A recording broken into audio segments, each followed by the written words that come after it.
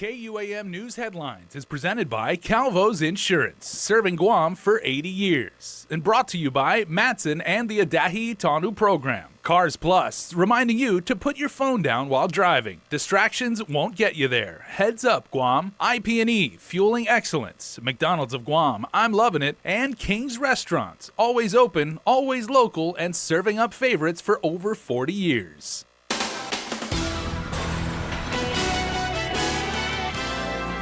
Now on the primetime news, the governor signed a few bills into law, including one raising the minimum wage over the next 2 years. Plus, after the escape of a pair of inmates last week, 5 corrections officers, including the warden, have been placed on administrative leave. And also tonight, a convicted felon has been ordered to appear in federal court. Good evening, friends, and a warm holiday to all of you watching worldwide on Facebook Live and on YouTube. I'm Jason Salas, and these are tonight's top stories. Well, as promised, the island's chief executive signed the minimum wage increase bill into law, raising the rate by 50 cents over the next 2 years to $9.25 an hour. Governor Lulian Guerrero says despite the protests of the local business community, she believes the hike will not be a drag on the island's economy. The governor actually signed 2 bills, Senator Joe San Augustine's minimum wage hike and Senator Regine Bisco-Lee's measure to extend the Labor Department's worker apprentice program. Governor Leon Guerrero says the new laws will work together. We are not just promoters of the minimum wage, we are also promoters of opportunities that improve their skills. And so I think passing these 2 bills at the same time just makes for a really very good economic plan and economic support and enhancement through our community. For supporters of the hike, it means more money in the pockets of those who need it most. But opponents argue it will result in higher prices for consumers when businesses pass on the added cost. A study conducted on the previous wage hike found minimal impact, as most workers here are paid more than the minimum. If you talk to an economist, they will not say that this costs that, because they just won't. They just say, all we can say is during this period of time, GDP went up when minimum wage went up. They don't make the correlation. But the Chamber of Commerce has always opposed the government's intervening on wages, which the governor says is another point she disagrees with them on. They talk about letting the market forces do that. But if you look back historically, market forces don't do that. If you look at minimum wages being increased, it always comes from government mandate, either federal, state, and our territories. So I'm not too convinced that market forces will increase the minimum wages. And that's why government steps in. The minimum wage increases from $8.25 an hour to $8.75 in March of next year and to $9.25 in March of 2021. For Guam's News Network, I'm Sabrina Salas, Matsunani. All right, thanks, Sabrina. Senator James Moylan, in other news, wants some answers when it comes to the separation of powers between the legislative and executive branches of government and has written the AG for clarification on the matter. Our Chris Barnett has our next story. Back from what Adelup called an aggressive federal mission, Lieutenant Governor Josh Tenorio reacts to a request from Senator James Moylan to Attorney General Levin Camacho. I don't see how there hasn't been a conflict since we had elected governor and lieutenant governor since, 1970. So why would there be a conflict now? It doesn't make sense. Because the governor and lieutenant governor are consistently off island, those are the words of Senator Moylan. He's written the AG for a legal opinion on the clarification of the position of acting lieutenant governor and whether, if the speaker is acting in that capacity, can she simultaneously continue her duties in the legislative branch. Senator Moylan seeking clarification, citing a recent session in which Speaker Tina Munya Barnes, while serving as acting lieutenant governor, not only presided but also actively engaged and voted in the legislative process. If the AG finds that a separation of powers exists, then Senator Moylan maintains that the recent session may very well be invalidated. Lieutenant Governor Tenorio accuses Moylan of just trying to grab headlines because all he had to do was phone his family. I think he's just, doing his diligence as a minority member, trying to get the attention, trying to increase his political presence. And, I think that he could have probably just asked his uncle, Kurt Moylan, was the lieutenant governor, and You know, I mean, Kaleo Moylan, his cousin, was a lieutenant governor. The speaker would be the acting lieutenant governor when Kaleo or Kurt were gone. So, you know, I mean, I don't understand the question, but that doesn't mean he doesn't have a right to ask it. In response, Speaker Barnes wrote a letter to Senator Moylan stating that she reached out to the Legislative Legal Bureau for clarification. She provided a copy of their review, which stated they don't believe that vacating her position as Speaker is warranted or that a separation of powers issue exists. The Speaker wrote to Moylan, P.S. Next time, just call me. For Guam's News Network, Chris Barnett reports. We reported on Twitter early this morning that female inmates at DEPCOR's women's facility over in Manila had to be evacuated from their unit early today. KUAM News learned that the fire department was called around 1 in the morning with the incident classified as a possible electrical fire. Agency Director Samantha Brennan says, quote, there was no fire at the women's unit. There was an electrical issue, and that was corrected. DPW confirms a crew responded to assist, with the Power Authority also confirming a crew responded to the trouble call to isolate the area so DEPCOR could repair the problem. No injuries were reported. Well, we have also been able to confirm that 5 Department of Corrections officers, including the warden, have been placed on leave as an investigation is underway relative to last week's escape of a pair of inmates. Johnny Del Rosario and Johnny Atalig were able to walk out of the halfway house where they remained on the loose for 12 hours. Beg your pardon. The two were able to flee, catch a ride, and went to Del Rosario's girlfriend's house. He later contacted DOC to tell them they wanted to self-surrender. The warden, along with 3 other officers, picked them up at an undisclosed location. DOC asked the police department to conduct the internal affairs inquiry. Meanwhile, your governor remains confident in the leadership of Corrections Director Samantha Brennan and Interim Deputy Police Major Joe Carbolito. And she supports the leave imposed on the warden and officers alike who were on duty during the well-documented escape. They're working very well together to correct the situations up there. We wanted to make sure we have a very objective investigation. So investigation is happening there to see exactly what happened and what we need to do to correct it, whether it be a facilities issue or a human resource issue. Those are some things that we're looking at. The governor has yet to name a permanent replacement for former DOC Deputy Joey Terlahi, who stepped down after he was mentioned by an FBI agent as an associate of Jonia Mayor Jesse Blas, who is confined and awaiting trial on drug as well as bribery charges. Also tonight, Legislative Judiciary Chair Senator Therese Terlahi says she's trying to get law enforcement on the same page and the same system when it comes to releasing inmates and detainees from the Department of Corrections. The senator says she's heard about a new computer system the AG's office is getting from the Department of the Interior grant. This system, she says, would send alerts to stakeholders whenever someone is released from prison.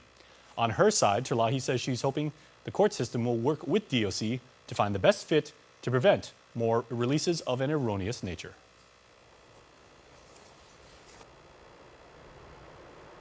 That the court, understands what DOC is looking for. If they know now that DOC is looking at these systems and they think there's a better way, then I'm hoping that they're going to chime in right now and let's fix that. Well, the senator says it's important to get the prison, the courts, the police, and the Attorney General's office linked and able to access each other's databases. She says having that done is pointless if release procedures are not followed by staff at the jail. The issue was never, did they get the right information from the court? The issue was always, the information's there, what did they do with it? We're supposed to be avoiding human error by having 2 humans or 3 humans in the process. So when human errors, the end reason, when there's 3 people in the process, that doesn't make sense to me. Meanwhile, in response to questions from Senator Terlahi, Judiciary of Guam Chief Judge Catherine Merriman says the courts are only involved with prisoner releases when court martials are serving orders duly issued by a superior court judge.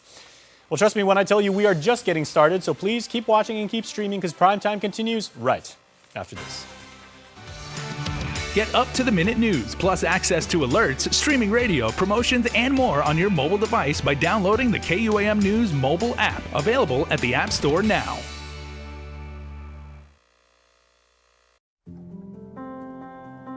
Matson is in this community. We've been in this community for decades. We're gonna be in this community for decades to come. Things will get busy, things will get quiet, but we're gonna be here. We're your hometown carrier. And that matters to us. Reliability is the core of our business. We take pride in ensuring that we arrive in Guam on time as scheduled. It's our local employees who understand the market, who understand the business, and provide that hard work for you each and every day. When we hold ourselves to high standards, our customers also hold us to high standards. We establish good business relationships that turn into friendships. That's why it's so important to be here and be trusted by your customers. We want you to trust Matson like your friend, like your family.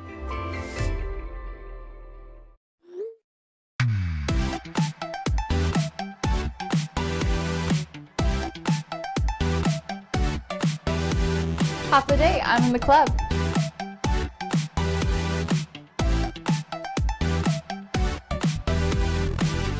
Half a day, welcome to Two Lovers Point. Half a day, I'm in the club.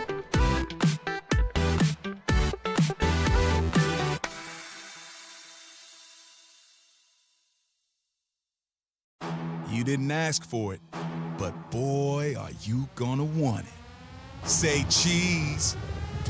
The new stuffed Cheez-It Pizza, available only at Pizza Hut. Now part of the 5 and Up lineup.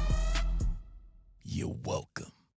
Half a day, hungry drivers. Are you spending more time on the road? Shell has teamed up with Wendy's so you can buy fuel and eat free. Just fuel up 7 gallons at any Shell station and get a coupon for a Wendy's cheeseburger or chicken nuggets. Or use 2 coupons to redeem a Wendy's cheeseburger meal with fries and a drink. Fuel up at Shell today because this deal won't last long. Quality service, fuel and food from Shell and Wendy's. It's a special delivery to your inbox every week with your KUAM News Roundup, program advisories, and promotions. Sign up for the weekly KUAM Digital Digest today on KUAM.com. Leighton Borja was served and has been ordered to appear in federal court Tuesday to answer why his supervised release relative to a federal conviction should not be revoked. U.S. probation recommends it be revoked as a result of an incident in August when his home was raided. He was arrested on drug possession charges and sentenced in 2008 to 151 months of imprisonment, followed by 3 years supervised release. His term began in January of 2018 with the condition that he not commit another federal, state, or local crime or unlawfully possess a controlled substance. He appears in district court Tuesday. Former GURA Executive Director Marcel Camacho is on the witness stand and pressed with questions during cross-examination. Here's Adriana Cotero with the latest. My question to you was December 26th. I'd like to focus on what happened on December 26th. It was on that day 8 years ago, the former Guam Housing and Urban Renewal Authority Chairman David Sablan and members Cecile Suda and Roland Salvage are accused of holding a secret meeting focused on the decision to award the multi-million-dollar low-income housing tax credit, or LIHTC. The 3 defendants are charged with conspiracy, violation of open government law, and official misconduct as misdemeanors. Cross-examination continued today with, at the time, GURA Executive Director Marcel Camacho on the witness stand. How could you say what happened on December 26th when you weren't there? I was there on December 26th. You said you were only there for a short period of time.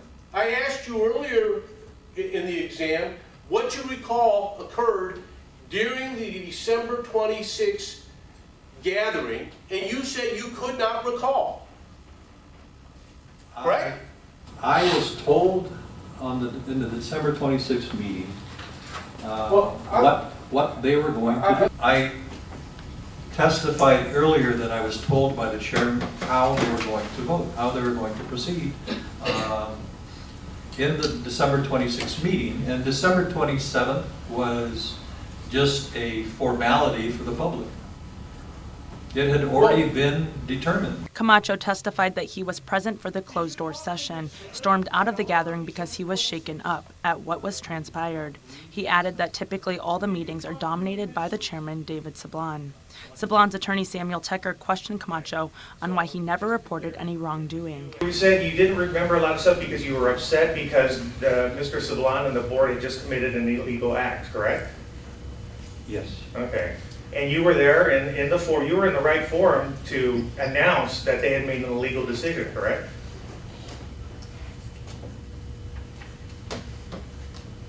I mean, you could have stood up and said, hey, what they did was illegal. I would have been out of order. You would have been out of order? Oh. Did you go to the police? Did you go to the Attorney General's office? I take it no. It was stated in court that the executive director has the authority to recommend who receives the tax credit, but not to award the tax credits. In my work, in my dealings, and trying to follow the direction of the board, there was no other application that was entitled to tax credits except for Tower 7. But so whose was the final decision to about to whom to award the tax credits? Was it, in your opinion, was it to be your decision or the board's decision? The board had to meet to act on it, to act on the recommendation. Camacho said he does not recall Roland Selvage being present for any of the meetings due to medical concerns. Camacho is the second witness to testify. Trial continues to tomorrow. Reporting for Guam's News Network, I'm Adriana Cotero. At least 35 people are dead in Japan and more than a dozen missing after Super Typhoon Hagibis, described as the worst storm in decades, battered that country over the weekend. GVB's Pilar Laguatna says flight service has resumed, but her agency continues to monitor the situation through their Tokyo office as the Japanese people begin their long and tough recovery.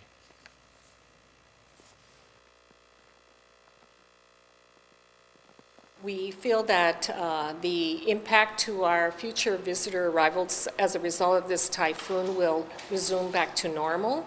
But of course, we are here to support any relief efforts, humanitarian efforts that the community is going to embark on. We have been in touch with the Japan consulate to see if there's anything we can do. And we are currently assessing other activities that we may pursue. Hagibis pounded eastern Japan with high winds, record rains, and widespread flooding. Millions were ordered to evacuate their homes and hundreds of thousands lost power. Guam was spared last week when Hagibis only skirted the island. Well, a group of Guamanians testifying before the UN is calling for a delegation to visit Guam to see firsthand the need for decolonization. A Guam delegation testifies before the United Nations Fourth Committee on Decolonization with several senators, Lieutenant Governor Josh Tenorio, Decolonization Executive Director Melvin Wampat Borja, and members of Independent Guahan, keeping their messaging consistent. The United States, as the administering power over Guam, has kept the island in political status limbo by refusing to move forward on decolonization. Petitioners to the committee touched on the military buildup in the Dave Davis case that has essentially dealt what could be a killing blow to the native inhabitant plebiscite Chamorros would enact to decide which political status they want moving forward. Our journey to be present here when this committee convenes is not a chance to bemoan before the world monotonous recitations of victimhood, but rather a serious occasion to join in and witness the sheer tenacity of ourselves, alongside fellow colonized peoples, unrelentlessly asserting our existence. The system of the colonizer is designed to eradicate indigenous cultures and rights. We know defeat is too often the verdict for the colonized when their case is tried in the colonizer's court. Despite this, the sovereignty movement continues to grow. In response to this court decision, thousands of Chamorros and allies marched through the streets of Guam to demonstrate the demand for self-determination. The continued militarization of Guam, along with the growing numbers of immigrants seeking the American dream, has resulted in the undeniable displacement of the indigenous people of Guam. We suffer toxins in our soil and water that lead to cancers and other debilitating diseases from which we lose family members, when family is everything, and elders are the holders of wisdom gathered through the millennia. How much wisdom dies with them. Another common theme throughout testimony before the committee, climate change. Senator Regine Bisco-Lee. But for many non-self-governing territories, our lack of sovereignty is a major obstacle to effectively, quickly, and holistically turning the tide on this global crisis. Each petitioner from Guam also pushing for the UN to take the next step in supporting Guam's decolonization. Senator Kelly Marsh-Taitano's Chief of Staff, Ricky Orsini. It is imperative that you approve a visiting mission to Guam and act with great and meaningful urgency to finally help break the chains of colonialism. The Guam delegation also asked for the UN to hold its annual Committee of 24 regional seminar on Guam. There isn't an expected timeline for a UN response, although sites for regional seminars are determined in the spring. For Guam's News Network, Chris Barnett reports. Reverend Tax will be mailing more than 940 tax refunds this week to the tune of $2.3 million for error-free returns filed on or before April 20th. Please make sure to tell your friends. Once again, $2.3 million for returns filed on or before April the 20th. And also tonight, lower power bills and a cleaner environment is the goal of Senator Amanda Shelton's bill to raise the target percentage for renewable energy. She wants to see it grow to 50% of capacity by the year 2035. The Marianas Renewable Energy representative Joe Rosario says he believes rooftop solar, or otherwise known as distributed generation, is more feasible than industrial-scale solar farms. A 40-megawatt solar farm is going to require 160 acres of land. As we know, land is finite, especially on islands. On the other hand, 40 megawatts of distributed generation requires zero land space.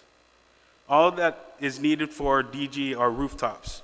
And for 40 megawatts of DG, that's approximately 4,000 residential house rooftops, or 4,000 solar energy systems spread throughout the island. KUAM, Rosario says, benefits more from local companies providing the rooftop solar systems because the money stays here. Meanwhile, Guam Power Authority Acting GM Trissy Limtiaco says they support the new target and have several industrial-grade solar farm projects already underway.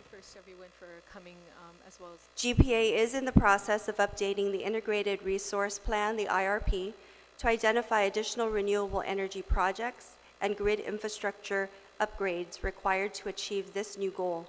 The IRP update is scheduled to be completed in mid-2020.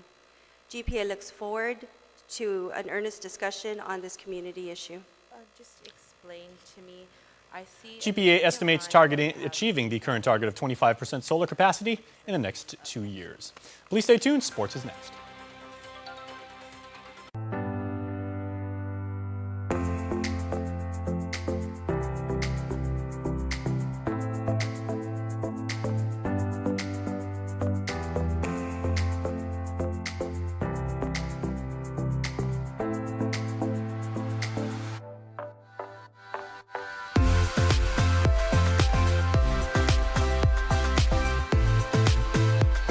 Make every day a plus.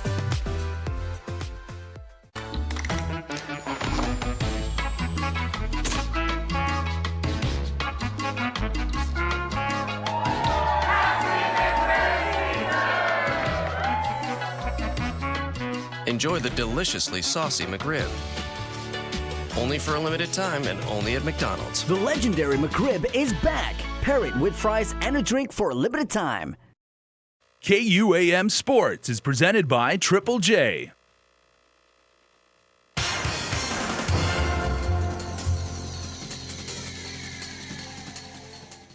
What's up, Guam? Dave Delgado here for KUAM Sports. Thanks for watching. We'll take a look at the Special Olympics Guam badminton event that took place over the weekend at JFK High School. But first off, girls high school volleyball between the Royals and Islanders. Check it out.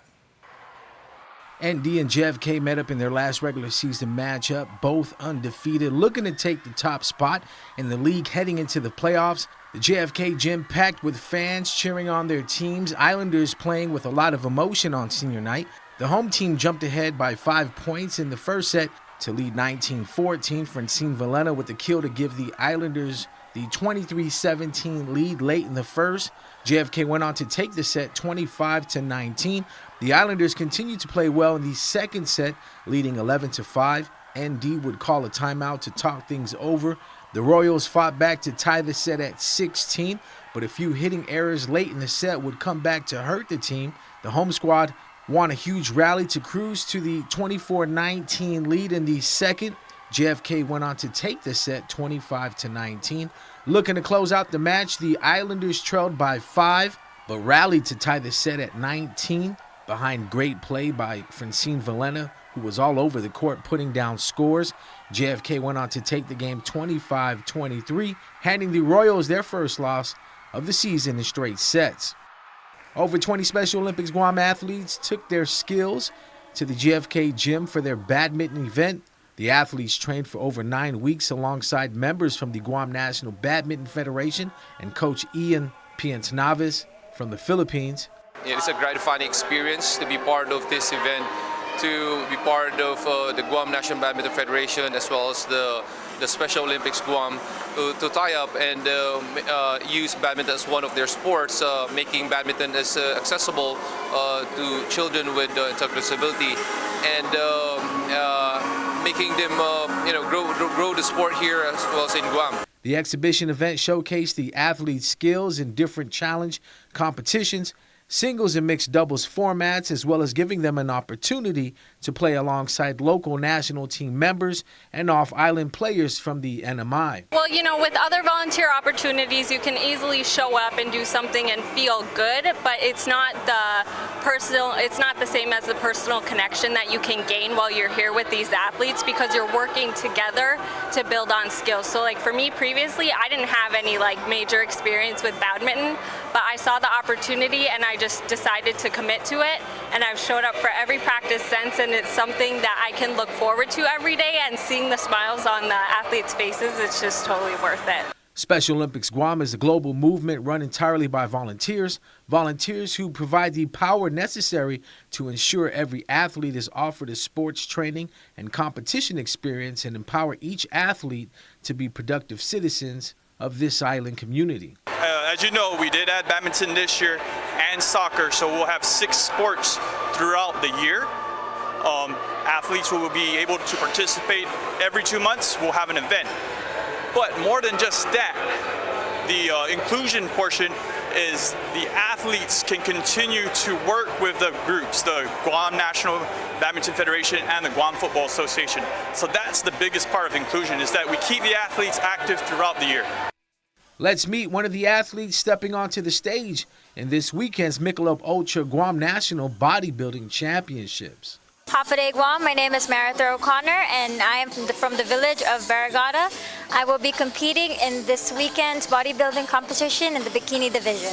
I've been prepping for this competition for 12 weeks now. This is actually my second show, and I chose to compete because I wanted to push myself again to see how far I can take myself. For this year's show, I've been focusing on more strength and just making sure that I look my very best.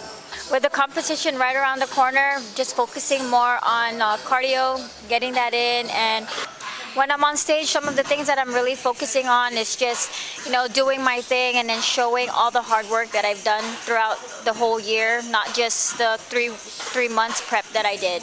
I'm hoping to do really well in this show because one of my plans is to probably do an off-island show and represent Guam.